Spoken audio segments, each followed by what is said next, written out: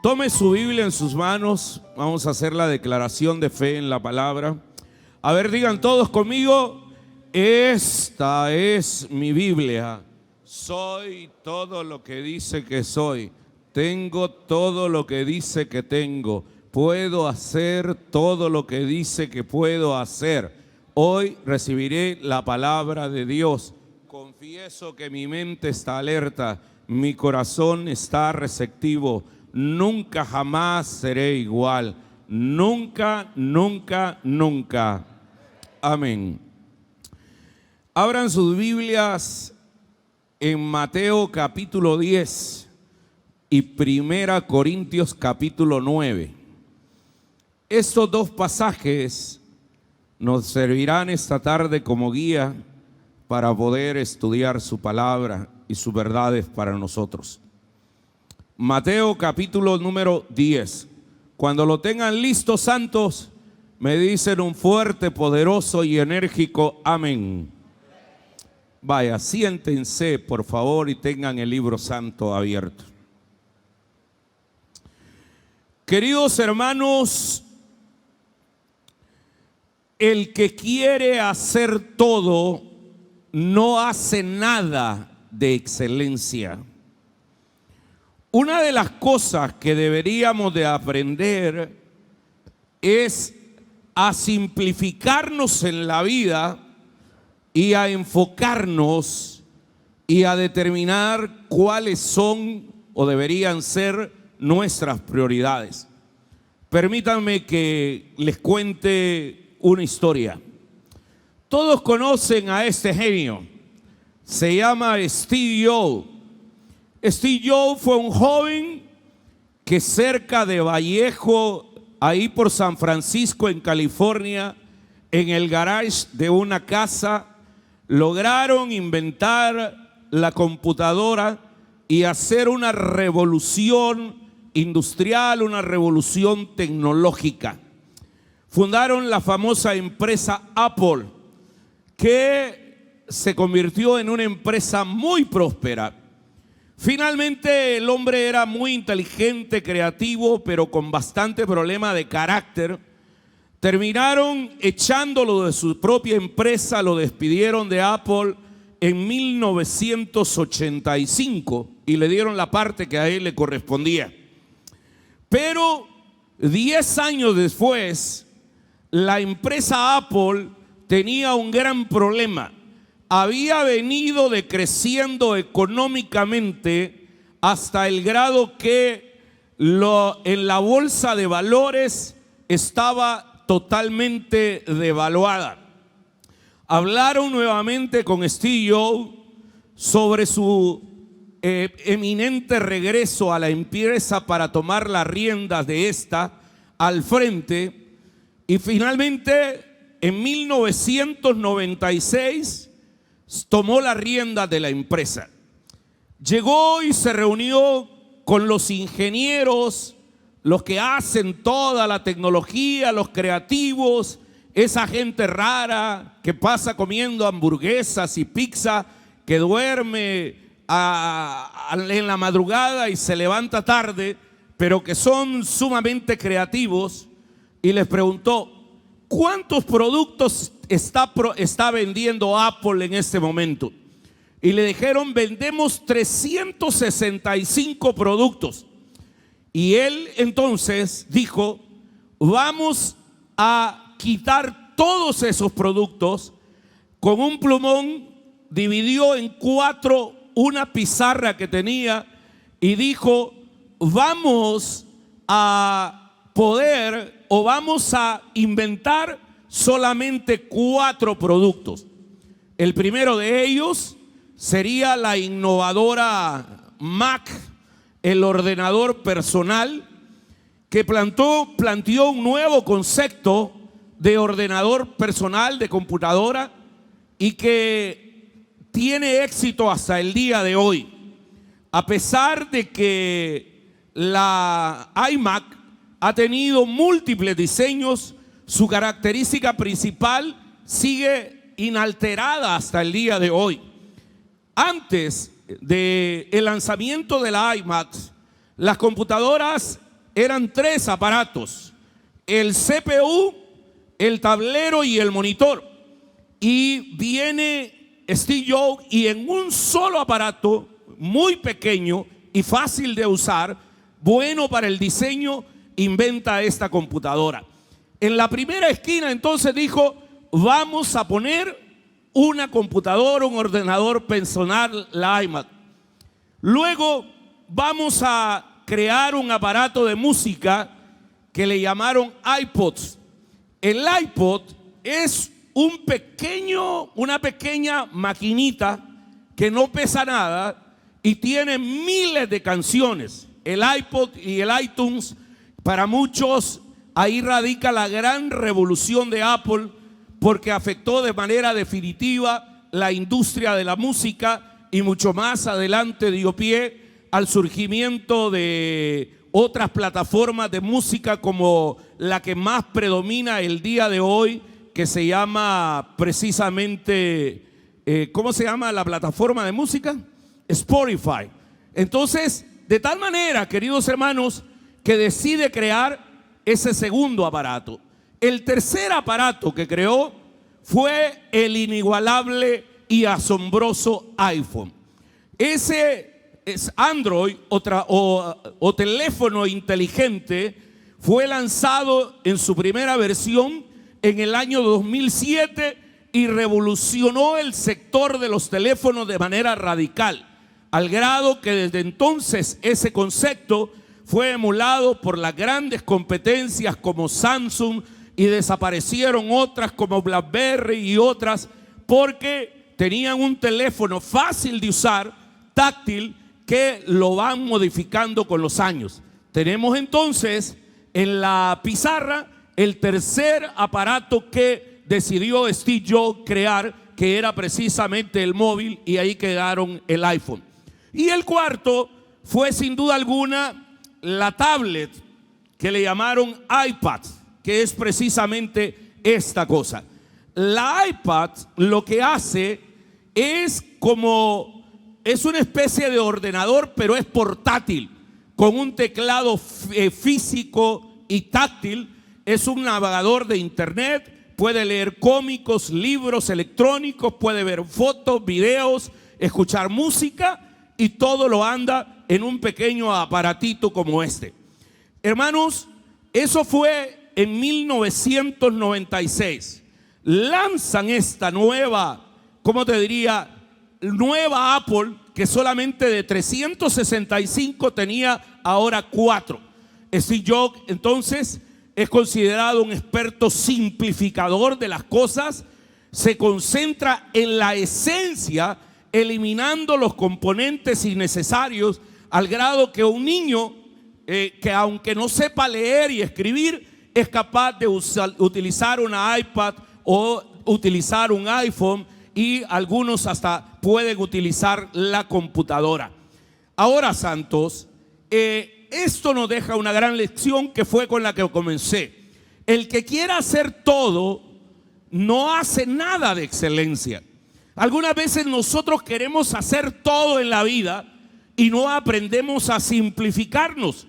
De hecho, el apóstol San Pablo es alguien que nos dijo en la carta a los Filipenses, capítulo 3, versículo 13: hermanos míos, yo mismo no pretendo haberlo alcanzado ya, pero una cosa hago. Es decir, Pablo no dijo: yo hago 2, 3, 300 o 400. Digan conmigo fuerte: una cosa hago. Una. Entonces se simplificó. Es más, el rey David, un tremendo adorador, en el Salmo número 27, versículo número 4, dice: una sola cosa he pedido al Señor. O sea, es decir, no vino con una lista de miles de cosas, sino que viene con una cosa prioritaria. Dice: una sola cosa he pedido al Señor, y es lo único que persigo: habitar en la casa del Señor todos los días de mi vida, para contemplar la hermosura del Señor y recrearme en su santo templo. Mis amados hermanos, tenemos entonces la importancia de simplificar la vida, la importancia de enfocarnos, la importancia de tener claridad. ¿Saben ustedes que Jesús es el gran paradigma en la simplificación? Cuando existió Jesús, existían en toda lo que era la Torá 613 mandamientos, que era el número de letras que tenían los 10 mandamientos que Dios le entregó a Moisés allá en el monte Sinaí. Y habían hecho 613 normas.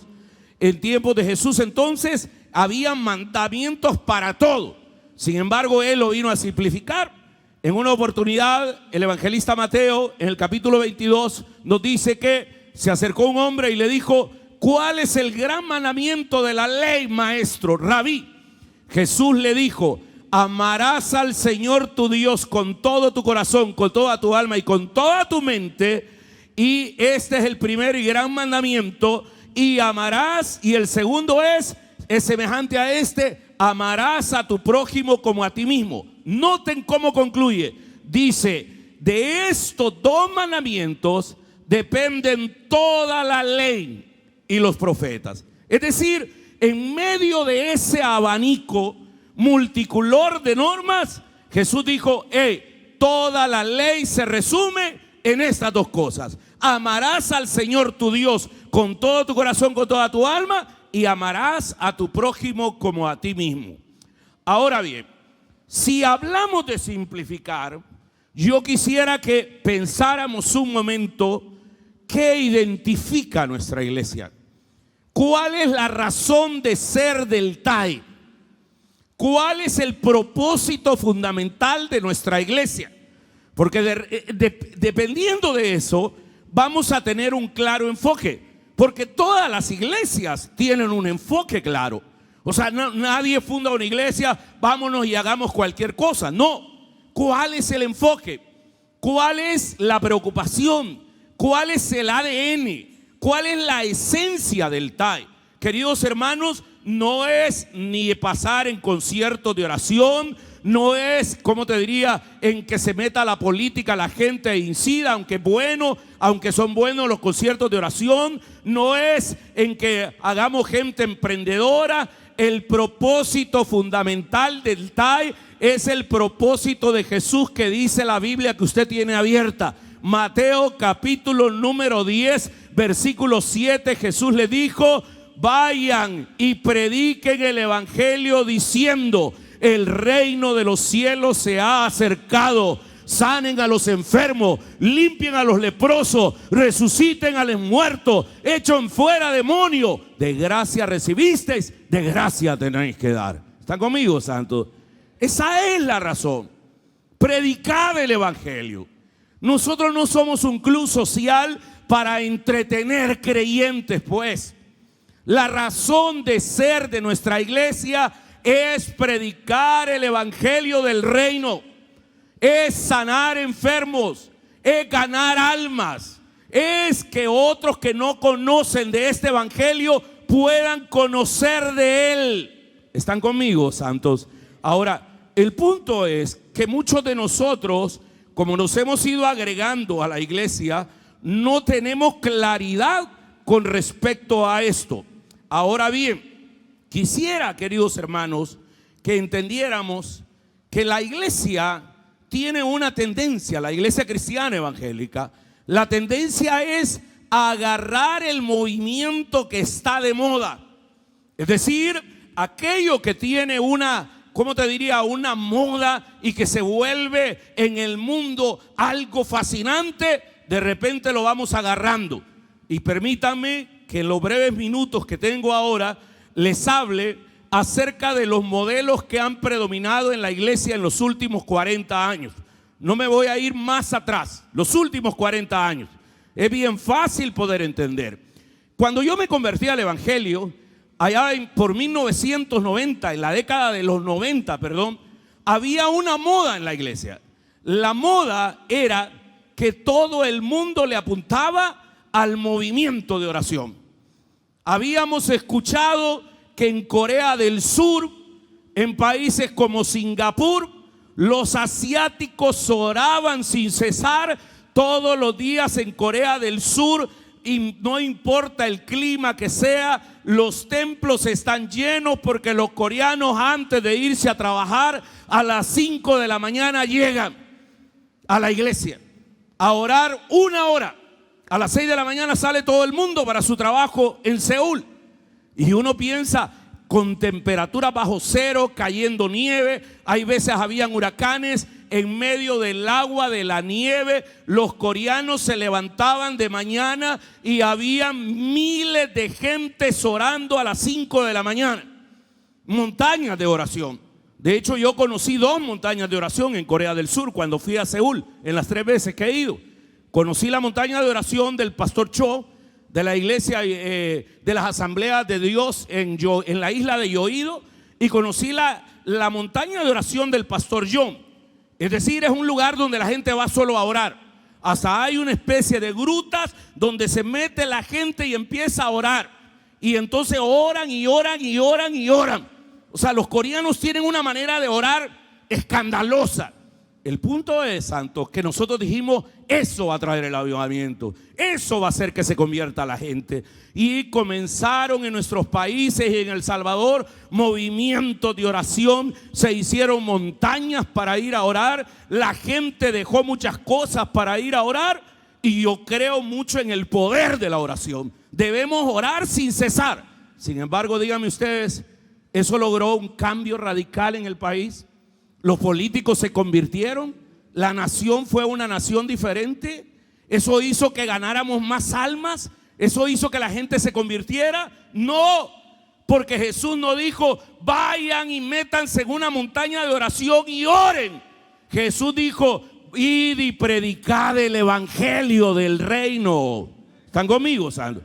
Pastor está diciendo que no hay que orar. Claro que hay que orar, pero la razón fundamental no es el hecho de la oración.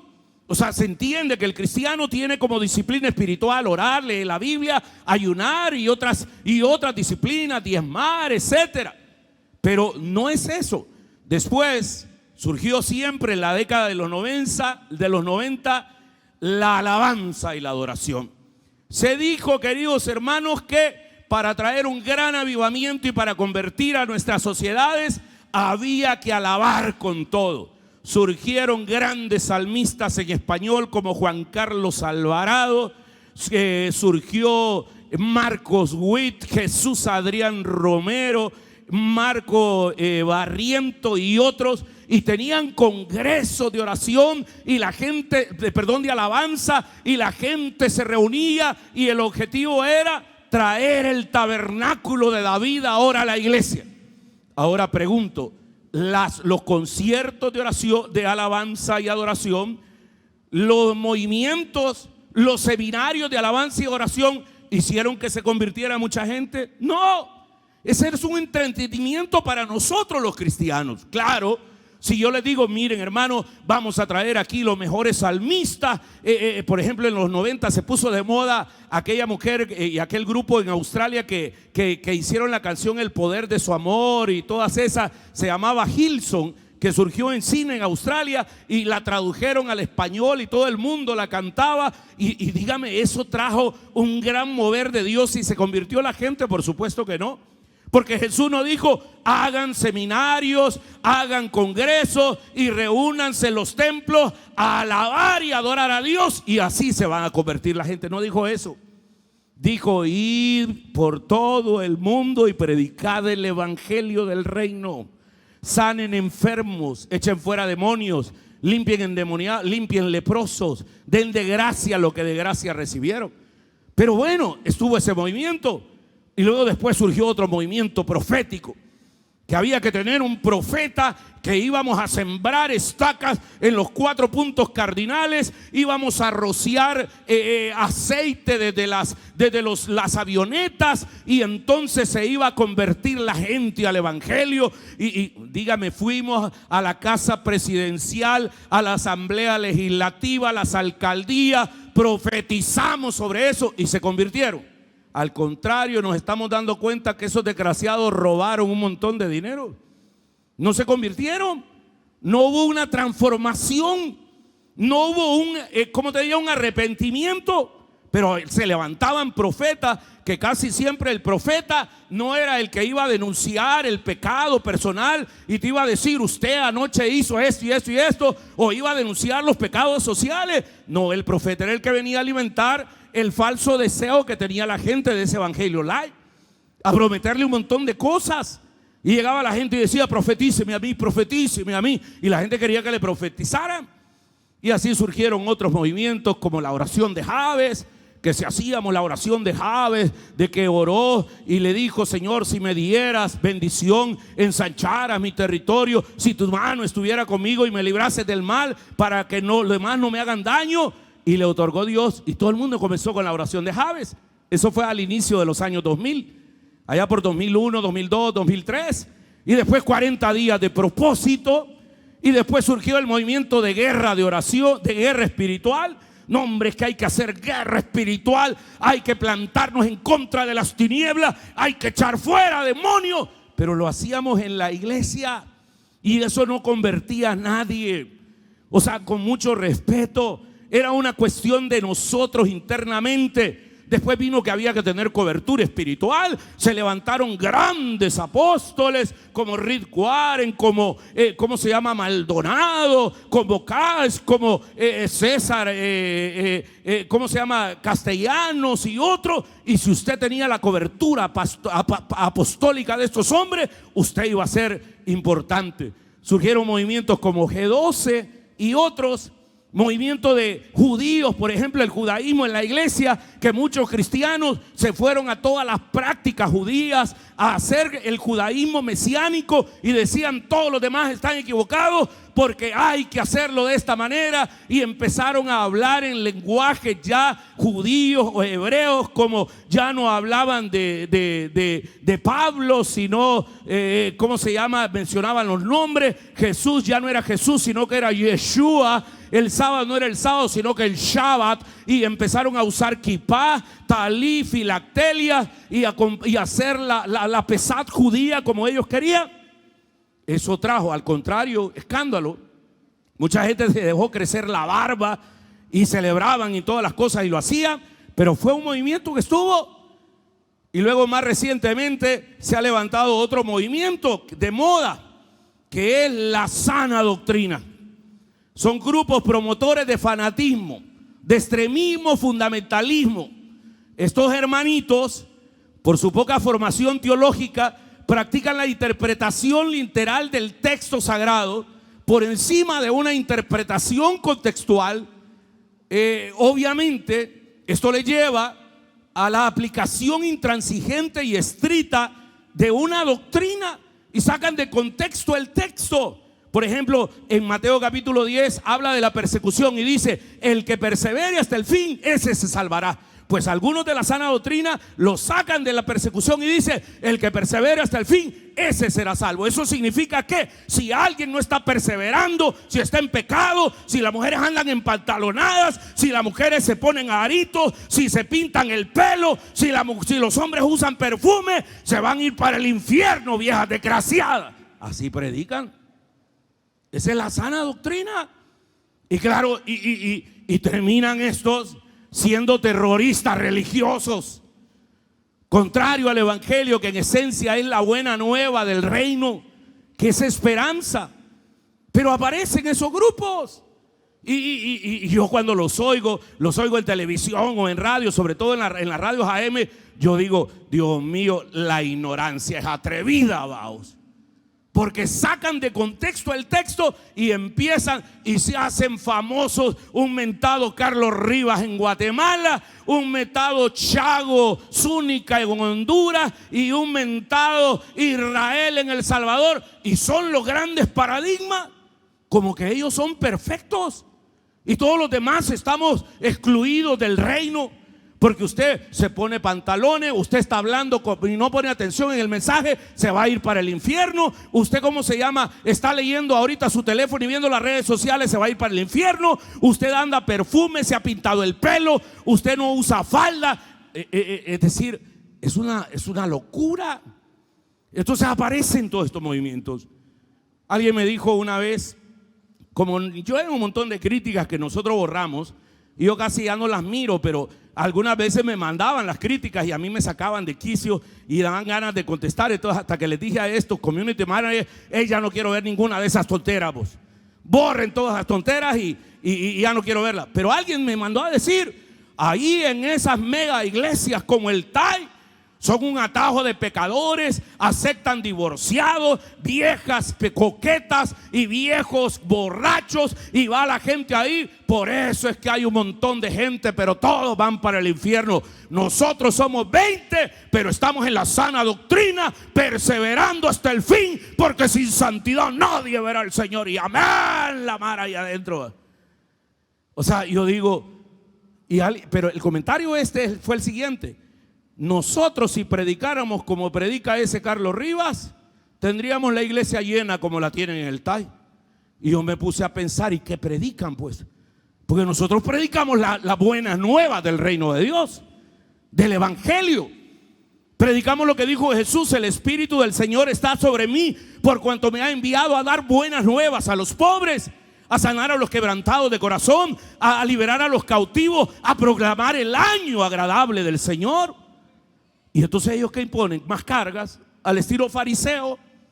Entonces, hermano, y así se va a salvar la gente. No, señores, el mandato de Jesús fue hace 2000 años y sigue siendo el mismo para hoy. En Mateo capítulo 10 versículo 7, cuando dice: vayan y prediquen el evangelio diciendo, el reino de los cielos se ha acercado, sanen a los enfermos, liberen a los, limpiad a los leprosos, resuciten los muertos, echen fuera demonios. Esa es la esencia de la iglesia. Esa debe ser la esencia de nosotros como iglesia.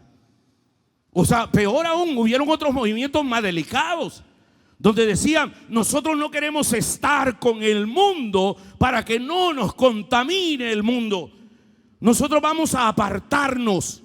Y así surgieron los Hamis, los cuaqueros, grupos que se apartaban, compraban tierras, ellos hacían sus propios productos, no tenían radio, ni televisión, ni cable, ni internet, no leían periódicos, todas las mujeres andaban iguales, todos los hombres andaban iguales vestidos y no se contaminaban con el mundo. Al final fue una gran farsa, porque entre ellos tenían rivalidades, se mataban con escopeta entre ellos, pero denunciaban a un pobre desgraciado que tuvo un resbalón en el alcohol, o denunciaban a una cipota que salió de la comunidad Hamish y luego, ¿cómo se llama?, decidió estudiar en la universidad.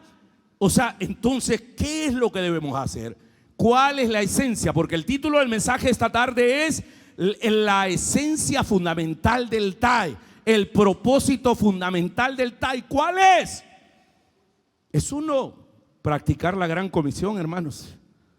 Practicar la gran comisión, es decir, el mandato que el Señor nos da es de evangelizar al mundo. Eso es lo que el Señor le entregó a sus discípulos y lo que nos ha entregado a nosotros el día de hoy. Llevar la palabra de Dios. Mire lo que dice Mateo 28, versículo 19. Id y haced discípulos a todas las naciones, bautizándolas en el nombre del Padre, del Hijo y del Espíritu Santo, enseñándoles que guarden todas las cosas que yo les he mandado. Y he aquí que yo estoy con vosotros todos los días hasta el fin del mundo. Amén. La gran comisión, entonces, el gran encargo, la gran norma, la esencia, la razón de ser del TAI es evangelizar, discipular y bautizar, es ganar almas. Y nosotros necesitamos recuperar eso. Ojo, nosotros no fuimos constituidos como iglesia para entretener cristianos, para que ustedes vengan aquí y vengan el otro domingo, no tocan la Biblia toda la semana, no le hablan a nadie del evangelio y todavía cargan su conciencia tranquila poniéndole like o poniendo versículos de la Biblia. Le voy a decir algo: en los grupos no manden versículos de la Biblia, porque nosotros tenemos la Biblia entera. O sea, no manden eso. ¿Por qué no mandan versículos de la Biblia? Si tenemos la Biblia completa para poderla leer. Pero hay gente que cree que así está evangelizando, que le está dando like. Porque mucha gente no ha entendido el compromiso que tenemos que es una orden, no es una sugerencia, no es si usted quiere. Jesús dijo: id por todo el mundo y predicad el evangelio. La gran comisión no es opcional, es obligatoria. La iglesia solo es iglesia si cumple integralmente con la gran comisión. De lo contrario, somos un club. No, pastor, es que nosotros debemos de ir a traer y la gente va a venir cuando haya unción y cuando pasemos solo alabando, como pasó en Kentucky. ¿Y qué produjo en la universidad de esos muchachos que adoraron y todo? Nada, al contrario. Kentucky es uno de los estados y de las ciudades más famosas en consumo de hashish, en consumo de metanfetamina y de heroína. Y logró ese momento, ese mover de oración ahí adentro, que todos esos pecadores se convirtieran. No, diferente hubiera sido que salieran todos y fueran a presentar el evangelio del reino. Por lo menos eso sería evangélico, porque Jesús lo dijo claro en Marcos 16:15. Jesús les dijo: vayan por todo el mundo y anuncien las buenas noticias a toda criatura. Y eso es lo que te dice el Señor ahora: vaya por todo el mundo y anuncien las buenas noticias a toda criatura. Por lo menos la primera parte ya lo tenemos, ¿va? Porque estamos en el mundo, aunque no somos del mundo. Pero alguna gente aún eso lo ve mal. Ah, no, que de repente, queridos hermanos, nosotros queremos juntarnos con otros que no son cristianos y ya están criticando. Por ejemplo, yo hice un viaje a Estados Unidos en moto y me cayó un mensaje en inbox y me dijo: pastor, yo lo respeto mucho, pero ¿qué tiene que andar haciendo con esos impíos que no conocen de Dios? Yo conozco a uno de esos que va con usted. ¿Qué comunión tiene la luz con las tinieblas? Y yo me puse a pensar: la comunión que debe tener es que la luz debe iluminar en medio de las tinieblas, que hay que ser sal y luz en el mundo en el que nosotros vivimos. ¿Están conmigo, santos? Claro, lo que no sabe esa gente, que el primer día que salimos para México, por ejemplo, estábamos en la moto, todos ya habíamos fuleado, revisado la presión de las llantas, estábamos todos ya subidos, y en el carro, en un intercomunicador que andamos en el casco, uno de ellos dijo: hey, pastor, bajémonos y por favor encomiéndenos a Dios y a la Santísima Virgen María para que vayamos bien. Me bajo y le digo: te voy a encomendar al Señor, porque la Virgen es una mujer virtuosa, pero ella no es Dios, porque un solo mediador hay entre Dios y los hombres, y es Jesucristo hombre. ¿Entendés? Sí, pastor, no me voy a pegar, hombre, calma. Vaya pues, y empezamos, oramos: Señor, vamos en tus manos, tú eres nuestro pastor, cúbrenos y bendícenos. Nos vamos en el nombre del Padre, del Hijo y del Espíritu Santo, amén. El que había dicho la Virgen le hizo un Padre, el Hijo, pero y yo le hago: vámonos. Pero hermano, ¿ustedes no creen que esa manera de llegar a donde ellos? Por ejemplo, cuando hicimos el Blessing Road en enero, que trajimos 70 motociclistas BMW aquí a la iglesia, ¿cuántas críticas hubieron?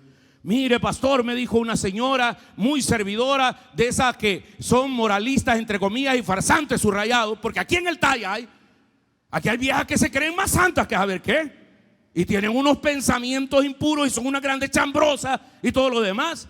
Entonces el punto es que me dijo: mire, ¿para qué trae esos vagos? Me dijo: fíjese que me iba a subir al carro y de repente allá vi que uno estaba fumándose un cigarro allá por la cisterna. Claro, el pobrecito es un gran esclavo de la nicotina. Había estado como 3 horas aquí, él solo salió y encendió el cigarro, pues. Y yo le dije: hermana, ¿y por qué no fue y lo evangelizó? ¿Sabe usted que se convirtieron varias personas? ¿Sabe usted que me dice en el grupo: pastor, ¿de qué predicaste ayer? ¿Me podés mandar el enlace para poderlo ver en YouTube? ¿Sabe que cuando tienen problemas me llaman para poder orar? Hay que ser testigos en el mundo. No es aquí enclaustrados en la iglesia. ¿Cómo vamos a ganar el mundo para Cristo? Lo vamos a ganar en la medida en que vayamos allá afuera y traigamos más personas que conozcan del evangelio del reino de Dios. Los cristianos tenemos un mensaje de gracia que cambia y salva vidas. Sin embargo, algunos vivimos tratando de evitar cualquier contacto con los pecadores. No, ¿y para qué se va a reunir solo con gente cristiana?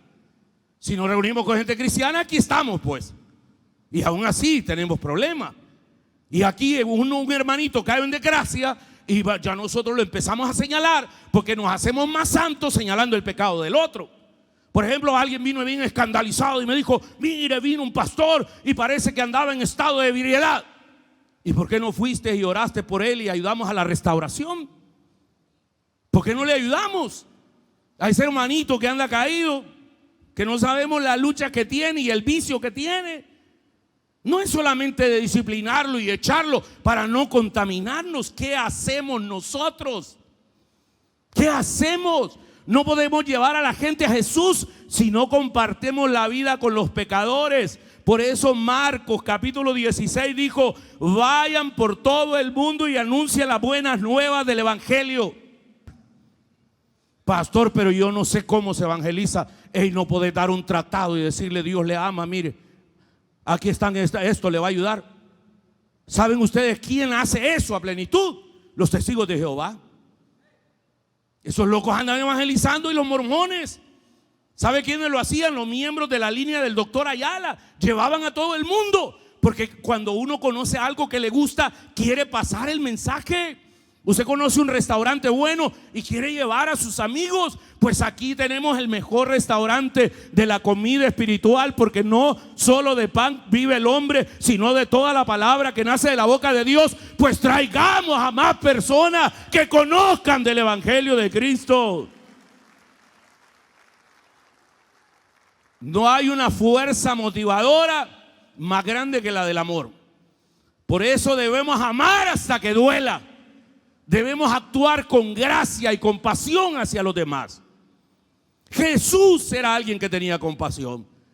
Jesús no solo pasaba con los fariseos, con los escribas y reunido con ellos. No, compartía más con leprosos, con pecadores, con publicanos, porque quería llevarles a ellos el evangelio.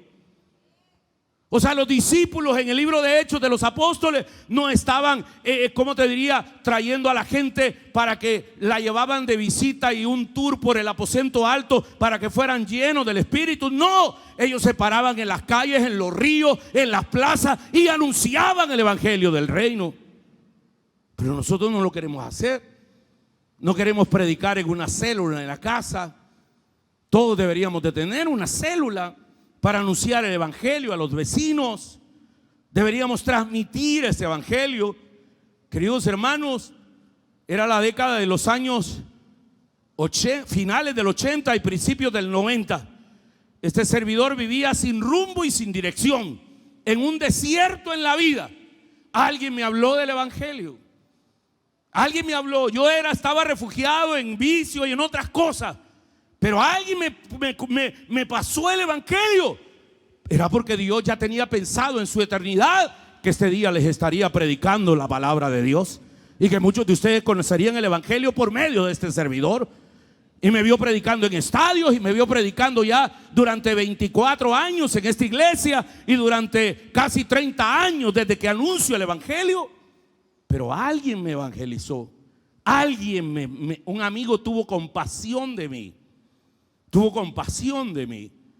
Las personas que no evangelizan y que no anuncian el evangelio y están solo en la iglesia entre cristianos, más chambrosos son, y más santulones son, más moralistas entre comillas y farsantes subrayados. Ay, les asusta todo.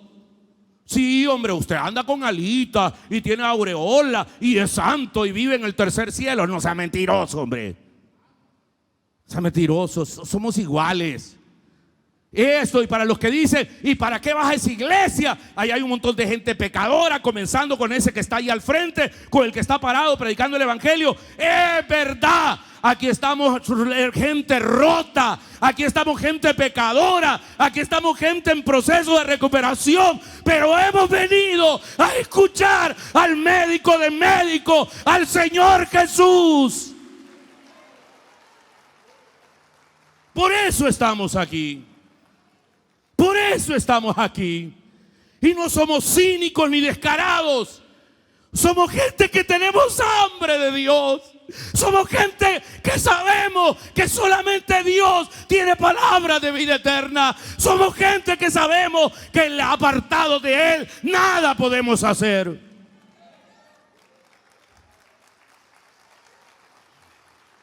Me contaron que un pastorcito de una iglesia chiquitita así, que la ofrendita que le daban era para ir a pagar lo que debía en la tienda, que un día le dijo: ¿y para qué van al TAI? Esa iglesia está contaminada, mejor quédense aquí. Semejante viejo hipócrita vos, como que no conociera. Yo tengo años de caminar en esto, hermanos. Aquellos más gritones que sacan la espada, yo les conozco la espalda y sé cómo son, hombre. O sea, no se dejen sorprender por eso, hermanos, por esa apariencia de una apariencia así. No, hombre, falta de piedad. Pero necesitamos tener compasión. La compasión verdadera siempre va a exigir una acción por el pecador. Si usted no tiene compasión, usted se va a venir a entretener a la iglesia y a criticar la iglesia. Pero si usted es una persona que tiene compasión, usted va a morirse por anunciar el evangelio. Usted va a decir como Pablo: no me avergüenzo del evangelio porque es poder de Dios. Usted va a decir como dijo el apóstol: ¡ay de mí si no predico el evangelio de Dios! Perdónenme, pero el TAI, esta iglesia, con este montón de millones de dólares y con todo lo que pagamos al banco, no es para estarnos entreteniendo entre nosotros, es para ganar a mayor número. Le pregunto: ¿a cuántas personas esta semana le habló de Cristo? Le pregunto: ¿a cuántas personas trajo el mes que terminó a la iglesia? Como que deberíamos de hacer un día para amigos, ¿verdad? Qué sé yo, hacer un programa especial que no sea tan religioso, pero que les prediquemos el evangelio, recibirlos, darles la bienvenida, regalarles una Biblia, un Nuevo Testamento, tener una pantalla, traer a un cantante secular y que venga y que cante un canto al evangelio, o por lo menos una canción como, qué sé yo, el himno de la alegría o Patria Querida. Que venga el Es Fiebre a María, Carlito Cepeda o cualquiera, y luego les predicamos el evangelio, les damos un refrigerio, hacemos el llamado. Y muchas personas se levantarán a venir a recibir a Cristo. Pero nosotros venimos y ya. Es más, algunos no servimos para evangelizar, sino que solamente servimos de piedra de tropiezo. Porque aquí adentro viene un nuevecito y ya le empezamos a hablar. Mire, ¿y usted sabe lo que le pasó al pastor fulano de tal? Chambroso. Mire, ya sabe la hermana, y ya sabe aquel.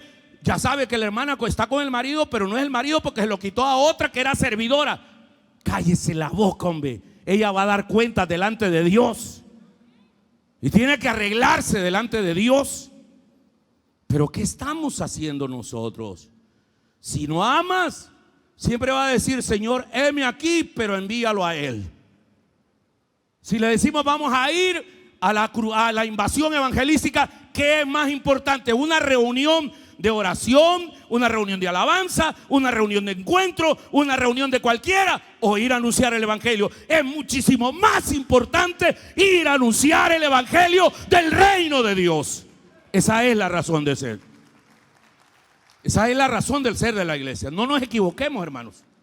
No nos equivoquemos. Hay veces buena gente solo para señalar cosas. Me recuerdo que comenzó la pandemia y una señora que venía antes a la iglesia, que era loca, puso un comentario: ¿y cuándo el TAI va a ir a repartir alimentos y ayudar a la gente? Aquí hay una vecinita mía que es una viejita que ella no tiene nada que comer, tráiganle. Y yo le contesté y le dije: ¿es vecina suya? Sí, aquí a 2 casas vive. ¿Y por qué no le lleva a usted, pues? ¿Y por qué está esperando que el TAI le lleve? Llévele. Y yo vivía, en ese tiempo estaba en cuarentena, que me tuvo el gobierno en un campo de concentración. Entonces, y claro, y no podía hacer nada usted. Ahí medio me acercaba a la puerta y llegaba un soldado con un M16. ¿Para dónde va, desgraciado? Aquí tengo ya el G3 listo. O sea, ya lo tengo listo, pues. ¿Para dónde vas? Entonces, hermanos, necesitamos tener compasión. Esta iglesia debe de existir para atraer a mayor número. La música, la manera de orar, la manera de darle el recibimiento a la gente debe ser con amor. Las palabras que predicamos deben ser pensando que otros se conviertan, que otros conozcan el evangelio, ganar a mayor número. O sea, cuando nuestro corazón está lleno de gracia, de amor, lo que le quebranta el corazón a Jesús va a quebrantar también nuestro corazón. Y Él ha venido a buscar y a salvar lo que se había perdido. ¿Están conmigo, santos? Esa es la esencia, que no se les olvide. Y si no estamos haciendo eso, ojo, somos cualquier otra cosa menos la iglesia de Cristo Jesús. Y la iglesia de Cristo existe para esto. 1 Corintios capítulo 9, versículo 19. Mire lo que dice el apóstol: aunque soy libre respecto a todos, de todos me he hecho esclavo para ganar a tanto sea posible. Digan conmigo: ganar. Griten 3 veces: ganar. Y ganar. Eso es lo que predomina ahí. Ganar. Ganar a mayor número. Versículo 20. Entre los judíos me volví judío, a fin de ganarlos a ellos. Entre los que viven bajo la ley me volví como los que están sometidos a la ley, aunque yo mismo no vivo bajo la ley. ¿A fin de qué? A fin de ganar a estos. Esto me recuerda a lo que dijo Andresito, un evangelista brasileño americano. Si yo tengo que salir a bailar con una sandía en la cabeza, ahí a la calle y al parque, y sé que eso va a ganar un alma para Cristo, yo lo voy a hacer. Yo lo voy a hacer. Qué bonito eso da. O sea, necesitamos recuperar eso, hermanos. Necesitamos recuperar esa hambre. Hay veces los políticos de los partidos políticos tienen más presencia y se sienten más orgullosos de la bandera que nosotros, que tenemos a Jehová Nisi, que es nuestro estandarte y nuestra bandera, a Jesús, que es el Señor. Porque las ideologías de derecha, de izquierda y de centro pasarán, pero Jesucristo es el mismo de ayer, de hoy, de siempre. Los presidentes pasarán. Biden, el presidente Maduro, el presidente Bukele, un día ya no estará, pero Jesucristo permanecerá para siempre, porque Él es el Rey de reyes, el Señor de señores, el que delante de Él toda rodilla se debe doblar en el cielo y en la tierra, y toda lengua debe confesar que Jesucristo es el Señor, para la gloria de Dios Padre. Ganar. 21 dice: entre los que no tienen ley me volví como los que están sin ley, aunque estoy libre de la ley de Dios, sino comprometido con la ley de Cristo, a fin de ganar a los que están sin ley. 22. Entre los débiles me hice débil, a fin de ganar a los débiles. Me hice todos para todos, a fin de salvar a algunos por todos los medios que sea posible. Ojalá eso dijéramos. Hay gente que dice: ay, mire, pastor, esta iglesia va para atrás, mire el montón de sillas vacías. Te pregunto, ¿cuántas personas les pasaste el evangelio y a cuántos trajiste este año? No, si para hablar, para tener boca es lo más fácil, hombre. Y deje de echarle la culpa a los pastores, a los diáconos y a los servidores, si usted tiene el mismo nivel de responsabilidad que tengo yo y cada uno de nosotros. Y termina el apóstol diciendo: pues si anuncio el evangelio, no es que tenga por qué gloriarme, porque me es impuesta la necesidad. Pero ay de mí si no anuncio el evangelio. Ojalá esta tarde nos podamos ir con esa convicción, hermanos. Ay de mí si no anuncio el evangelio. Ay de mí si no llevo las buenas nuevas del reino. En última instancia, eso es lo que le da razón de ser a nuestra vida. Ay de mí si no anuncio el evangelio. Ay de mí si no anuncio el evangelio. Ay de mí si no anuncio el evangelio.